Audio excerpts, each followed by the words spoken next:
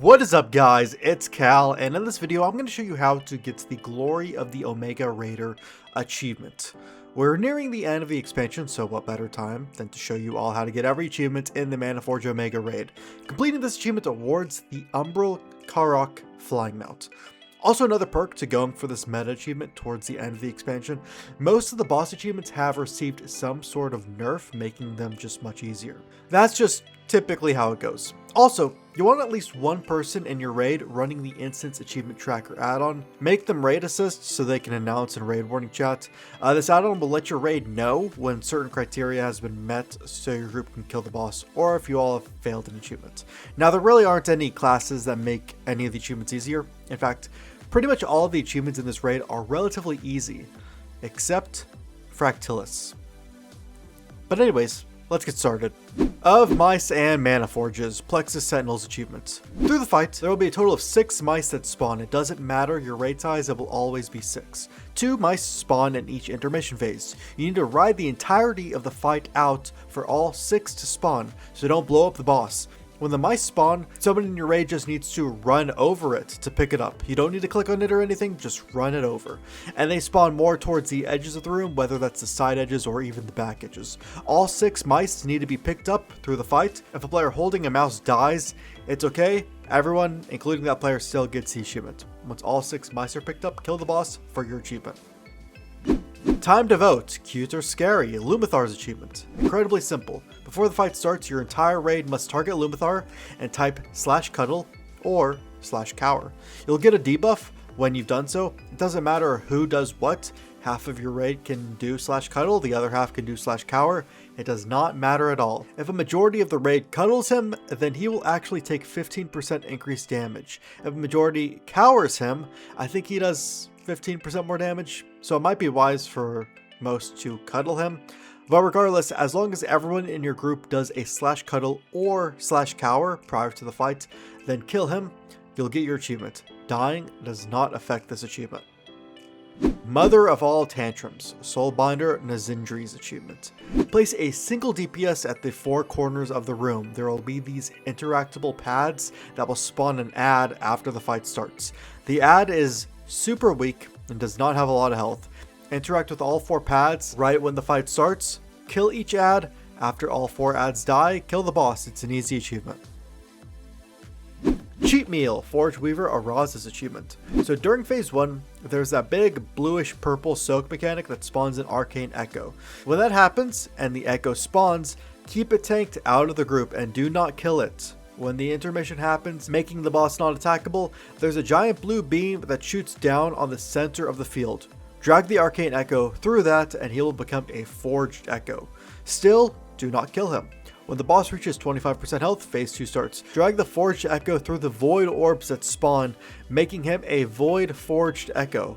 Then kill him, then kill the boss. GG. I see absolutely nothing. Soul Hunters achievements. Prior to the fight, your entire raid should head to the left of the Soul Hunters to the tents. On one of the crates here is a blindfold. Your entire raid needs to click this to receive an extra action button. This will give everyone a buff so you can check who in your raid has it. So make sure everyone has it before the fight starts. When the fight starts and everyone engages combat, everyone should go ahead and click the extra action button.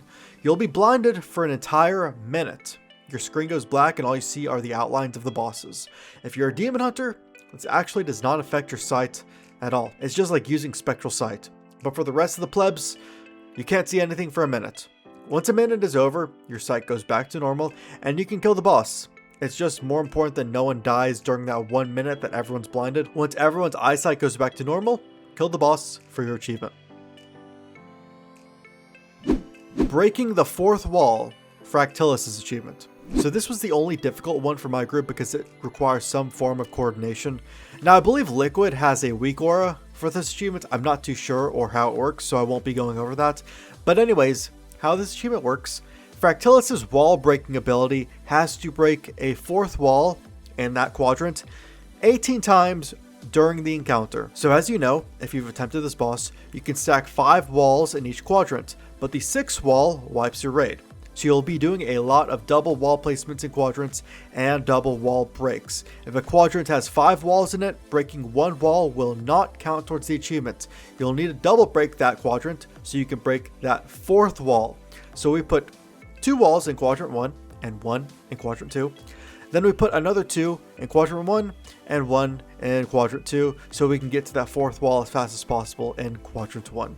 Then we double braked quadrant 1, giving us 1 out of 18 towards the achievement. And the third person went into quadrant 2 to break. It's very important to still break a wall in a quadrant even if that quadrant doesn't have 4 walls. Because if you don't, you'll end up hitting the hardened rage of a quadrant reaching 6 walls. You'll want to DPS the boss and get him as low as possible without killing him because the kill window is going to be pretty slim towards the end. So save heroism or bloodlust for when the criteria for the achievement has been met.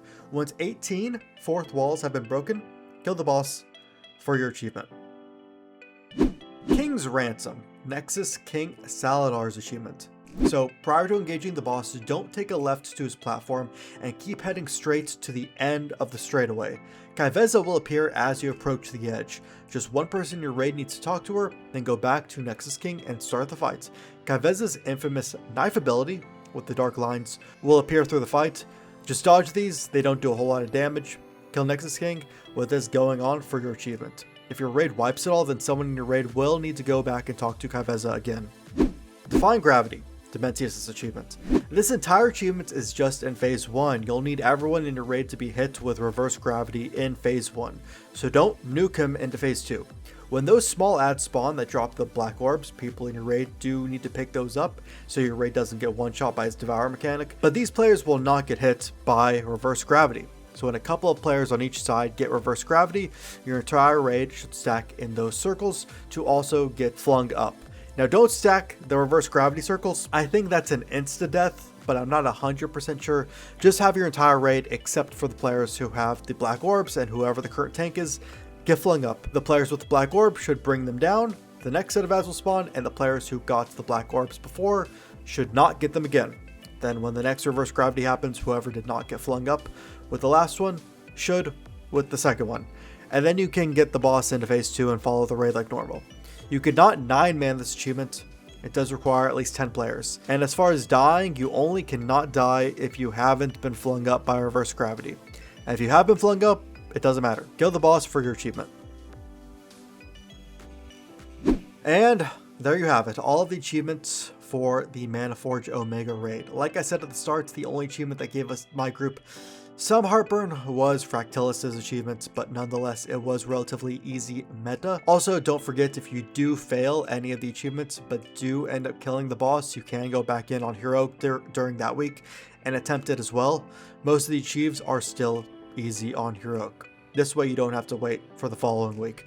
But anyways guys, that's the entire video.